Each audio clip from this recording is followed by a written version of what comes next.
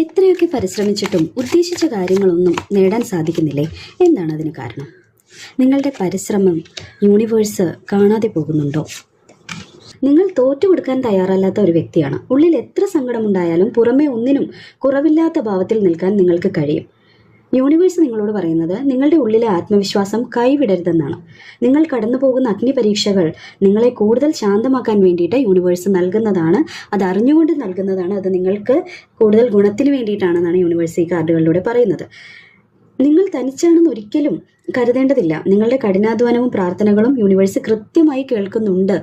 നിങ്ങൾ ആഗ്രഹിച്ച കാര്യങ്ങളിലേക്ക്, അല്ലെങ്കിൽ നിങ്ങളെ ശരിക്കും മനസ്സിലാക്കുന്ന ഒരു വ്യക്തിയിലേക്ക് അല്ലെങ്കിൽ അവസരത്തിലേക്ക് യൂണിവേഴ്സ് നിങ്ങളെ അടുപ്പിച്ചുകൊണ്ടിരിക്കുകയാണ്. ഒരു ഡിവൈൻ കണക്ഷൻ നിങ്ങളുടെ ജീവിതത്തിലേക്ക് വരാൻ പോകുന്നു എന്നുള്ളതാണ് ഈ കാർഡ് സൂചിപ്പിക്കുന്നത്. നൈറ്റ് ഓഫ് സോർട്സ് നൽകുന്ന സൂചന ഒരു അപ്രതീക്ഷിതമായ കുതിപ്പിനെ പറ്റിയാണ്.